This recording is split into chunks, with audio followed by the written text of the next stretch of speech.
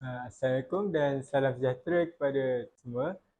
Jadi hari ini kumpulan kami akan membentangkan berkaitan dengan corak pemerintahan serta sumbangan yang ada pada zaman kerajaan Abbasiyah. Jadi sebelum kita pergi dengan lebih lanjut, saya akan memperincikan sedikit berkaitan dengan kerajaan Abbasiyah. Okey, apa itu kerajaan Abbasiyah? Abbasiyah ni ialah kerajaan Abbasidin yang mana nama yang diberi oleh Khalifah kedua Baghdad yang mana merupakan empire kedua Islam selepas penyingkiran pemerintahan kerajaan Bani Umayyah. Kerajaan ini dia merampas kuasa pada tahun 750 Masihi selepas mereka berjaya mengalahkan tentera Umayyah dalam medan peperangan. Kerajaan ini berkembang selama 2 kurun tetapi secara perlahan-lahan mengalami zaman kejatuhan selepas kebangkitan tentera berbangsa Turki yang mereka cipta. Kerajaan ini akhirnya berakhir pada tahun 1258 Masihi selepas Hulaguhan, iaitu seorang panglima tentera Mogol datang untuk menghancurkan Baghdad. Kemunculan pemerintahan Abbasiyah ni merupakan satu orde baru yang berasaskan ekonomi pertanian dan juga perdagangan serta kuasa pemerintahan kosmopolitan daripada orang Arab Yaman yang menentang Umayyah dan juga kelas Mawali yang berasal daripada orang-orang Parsi, Mesir, Berber dan juga lain-lain. Mereka terlibat dalam revolusi Abbasiyah dan berjaya menggulingkan Umayyah pada tahun 750 Masihi. Ibu kota pemerintahan pindah ke Anbar dan kemudiannya pindah ke Baghdad. Oleh itu, fokus politik Islam berpindah daripada Syria dan Mediterranean ke Mesopotamia. Sistem politik dan pemerintahnya telah banyak dipengaruhi oleh unsur-unsur kebudayaan Parsi. Baghdad dia jadi satu pusat kegiatan ekonomi dan intelektual dan juga mencapai puncak kecemerlangannya pada zaman Khalifah Harun al-Rashid dan juga anaknya Al-Mamun. Corak pemerintahan. Corak pemerintahan dalam kerajaan Abbasiyah ni ada banyak. Sekali ialah kedudukan Khalifah.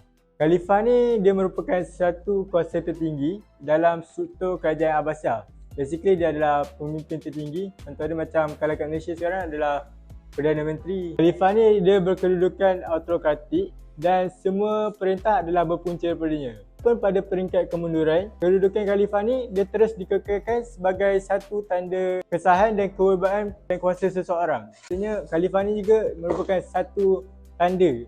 Seterusnya adalah dasar terbuka. Kerajaan Abbasiyah ni dia dihuni oleh pelbagai kaum, terutamanya bangsa Arab dan juga Parsi. Selain tu ada juga bangsa-bangsa lain. Walaupun pada peringkat awal, Khalifah kerajaan Abbasiyah ni daripada kedudukan Arab. Tapi yang memantapkan kedudukan Khalifah ni ialah bangsa yang berketurunan Parsi. Kat situ kita nampak, maksudnya kerajaan Abbasiyah ni dia tak memfokuskan kepada satu bangsa saja. So semua bangsa boleh jadi orang-orang yang besar gitu. Yang ketiga ialah sistem birokrasi. Sistem birokrasi untuk kerajaan Abbasiyah ni dia mencontohi kerajaan Sasani. Dengan mana majoriti pegawai diambil daripada kelas Mawali ataupun bangsa Mawali. Jawatan yang penting contohnya wazir yang menjadi ketua kepada seluruh jentera pentadbiran. Lepas tu selain itu juga terdapat juga beberapa jabatan yang telah ditubuhkan. Contoh dia seperti jabatan akaun, jabatan cukai dan juga jabatan pos untuk melicinkan lagi sistem pentadbiran. Dan yang keempat adalah pusat dan wilayah. Abbasiyah ni besar sebenarnya. So dah ada banyak wilayah-wilayah yang tertentu. So pentadbiran wilayah dia diserahkan kepada seorang gubernur ataupun dikenali sebagai amir yang dilantik dengan persetujuan wazir untuk menguruskan hal-hal kerajaan. Kedudukan amir dia bergantung kepada kebolehannya dan hubungan dengan kerajaan pusat. Amir-amir ni dia tertakluk pada pengawasan Dewan Al-Barid. So dia macam Dewan Undangan Rakyat lah. So amir-amir ni akan berkumpul dekat Dewan Al-Barid ni untuk berbincang antara satu sama lain. Setiap wilayah juga mempunyai jabatan pos sendiri. Dan amir ni dia wajib melaporkan semua hal ehwal kerajaan wilayah kepada ketua jabatan pos. Lepas tu ketua jabatan pos ni dia akan melaporkan pula kepada Khalifah. Seterusnya adalah daripada bidang kehakiman. Dalam urusan kehakiman, segala urusannya diserahkan kepada para ulama yang dilantik oleh ketua hakim itu sendiri. Lepas tu ulama ni dia mau tu kepada hal-hal syariah dan sebagainya.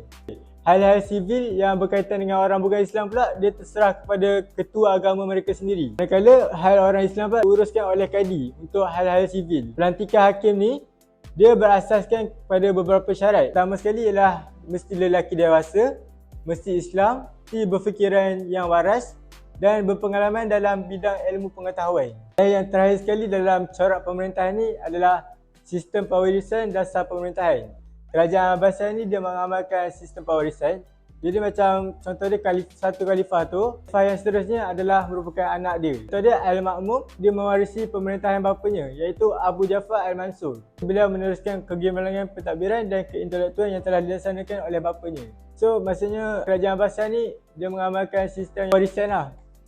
Jadinya kita dah tahu sedikit latar belakang tentang kerajaan Abbasiyah. Jadinya saya akan teruskan dengan sumbangan yang ada pada kerajaan Abbasiyah sehingga pada hari ini. Sumbangannya kita akan tengok daripada 3 aspek. Pertama, politik, ekonomi dan juga sosial. Dari segi politik, kita tahu dia akan melibatkan sistem pemerintahan. Jadinya, sistem politik pada zaman kerajaan Abbasiyah ini sifat terbuka.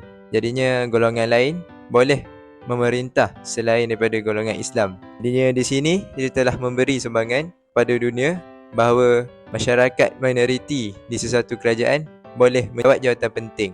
Jadinya sebagai contoh yang kita boleh nampak pada kerajaan Abbasiyah ni adalah golongan yang berketurunan Arab Parsi iaitu Yahya Al-Barmaki. Dia telah menjawat satu jawatan penting iaitu sebagai Perdana Menteri. Hari ini dia telah buat sehingga kerajaan Abbasiyah menjadi kerajaan yang termasyhur dan terkenal di dunia. Jadinya aspek yang kedua adalah aspek ekonomi.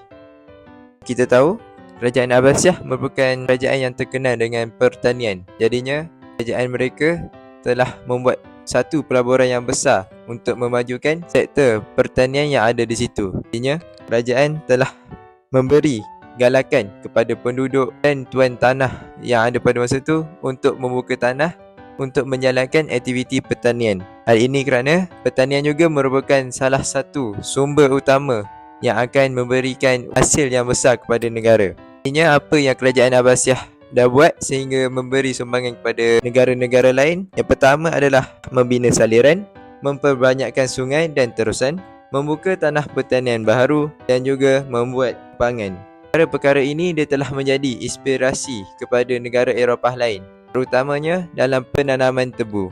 Sumbangan kedua yang kita boleh nampak dalam aspek ekonomi adalah dari segi cukai. Kerajaan Abbasiyah dia telah memperkenalkan sistem cukai yang sistematik dan adil kepada semua golongan, tidak kira agama, bangsa dan juga kaum. Jadinya, dia telah memperkenalkan cukai yang adil kepada semua masyarakat bagi membantu kerajaan meningkatkan infrastruktur yang ada pada kerajaan pada masa itu. Perkara ini dilihat berjaya kerana banyak bangunan-bangunan tinggi seperti Baitul Hikmah dan Baitul Mal dibina pada masa tersebut. Kebilan daripada ekonomi juga telah menyebabkan negara tersebut berada dalam keadaan aman dan harmoni. Jadinya kita nampak di sini pengenalan sistem cukai yang dibuat pada zaman kerajaan Abbasiyah yang sistematik ni, dia memberi sumbangan besar kepada dunia untuk membuat sistem tersebut bagi menjamin keamanan sebuah negara.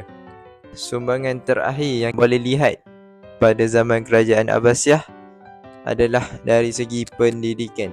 Jadinya, kerajaan Abbasiyah telah memberi pendidikan yang percuma kepada rakyat serta beasiswa untuk mereka belajar. Perkara ini telah memberi dorongan sehingga menyebabkan banyak masyarakat-masyarakat di sana menjadi ilmuwan yang terkemuka pada masa dahulu. Artinya, sistem pendidikan yang kita telah sumbangkan sehingga pada hari ini, mereka telah membahagikan sekolah pada 3 peringkat. Yang pertama, sekolah rendah, menengah dan juga tinggi. Perkara-perkara ini sangatlah tersusun sehingga menyebabkan ramai ilmuwan yang terlahir di sana. Perkara kedua yang kita dapat lihat dalam aspek sosial adalah peranan Baitul Mal. Baitul Mal ni dia merupakan satu institusi kewangan negara yang diketuai oleh Syahid Baitul Mal atau lebih dikenali sebagai pengurus perbendaharaan negara pada waktu sekarang. Jadinya dekat peranan Baitul Mal ni dia memberi bantuan pada golongan-golongan yang kurang kemampuan. Contohnya seperti golongan orang sakit, orang tua yang uzur dan juga golongan fakir miskin. Perkara ini dia telah menjaga kebajikan rakyat dan memastikan tahap kesihatan, bantuan, keperluan asas semua mencukupi. Jadinya perkara ini sangat sangatlah perlu dititik beratkan oleh pemimpin-pemimpin pada masa kini untuk memastikan taraf hidup rakyat pada sesebuah negara meningkat.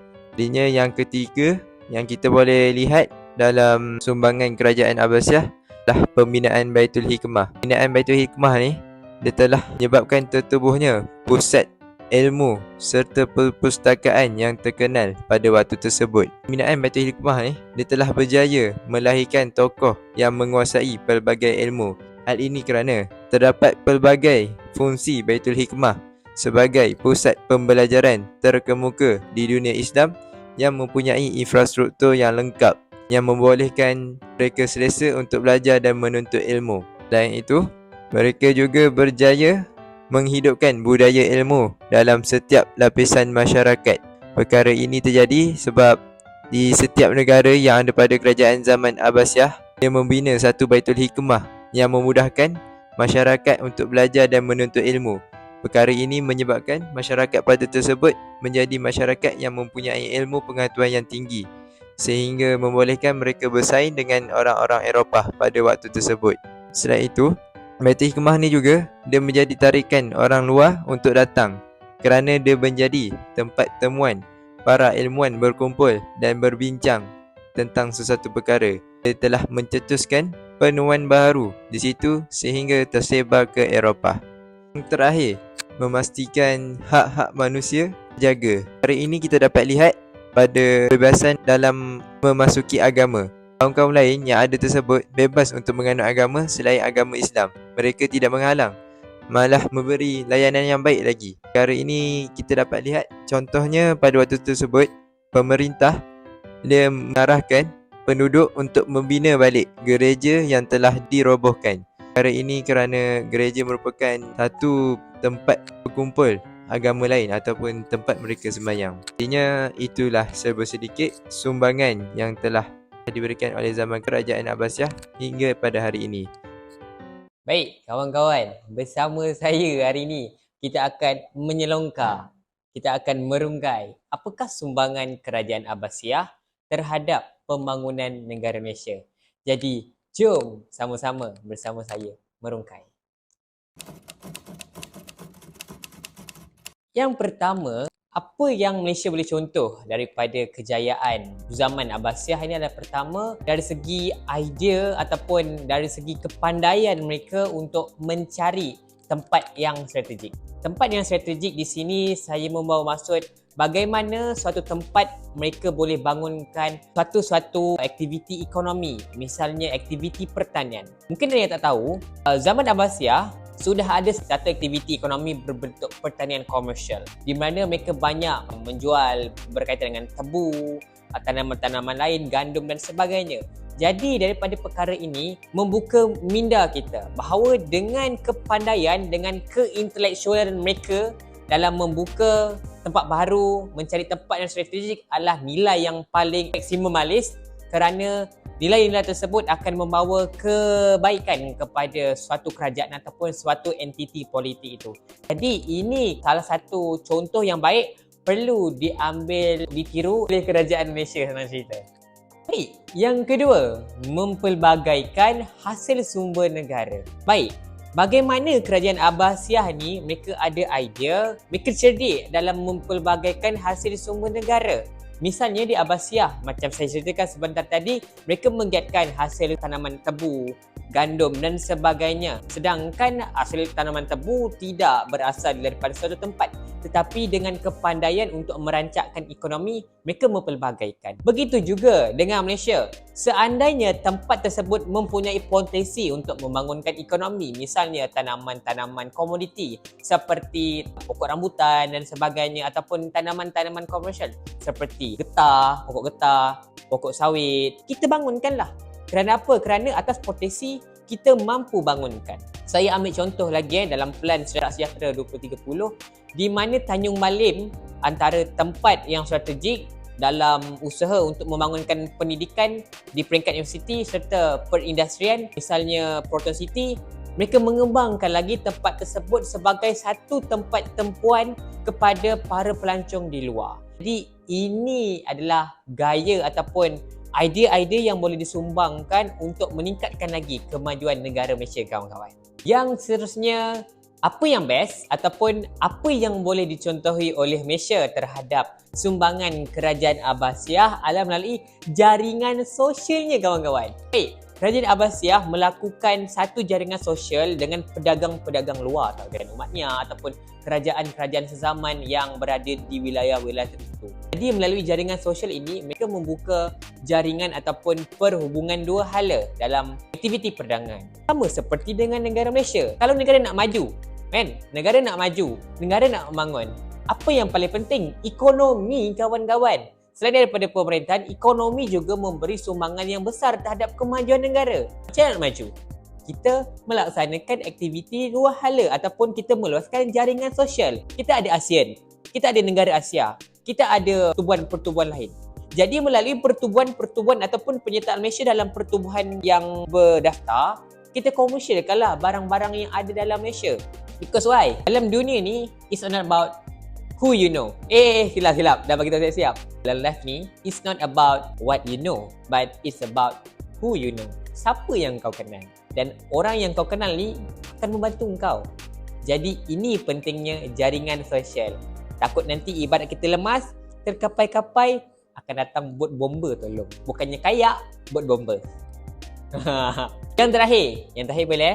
Okey, yang terakhir adalah corak pemerintahan kerajaan Abbasiyah ini disumberkan atau diilhamkan oleh para ilmuwan ataupun ahli akademik. Baik, mungkin ada yang katakan orang politik ini akan mempengaruhi corak pentadbiran kerana mereka merupakan pemegang taruh terhadap suatu perlembagaan, suatu pemerintahan itu dilaksanakan. Namun apa yang uniknya di zaman kerajaan Abbasiyah ini, mereka menggunakan platform ataupun medium ahli akademik ataupun ilmuwan sebagai salah satu sumber idea untuk membentuk hala tuju negara Abbasiyah. Kita ada profesor-profesor dan ahli akademik yang diiktiraf di Malaysia. Jadi, dalam mengembangkan hala tuju negara Malaysia, why not? Why not kita mendengar pendapat daripada ahli akademik dan profesor?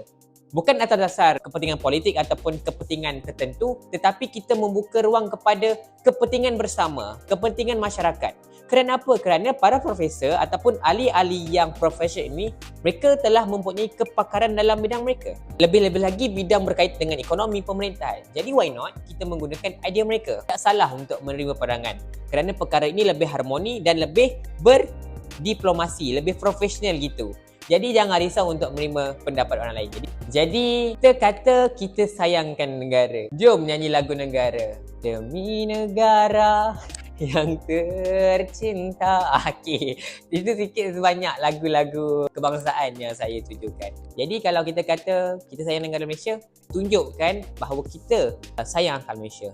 Kalau kita betul nak maju dalam kehidupan, kita terus maju. Yang lepas biarkan lepas, masa hadapan lebih penting.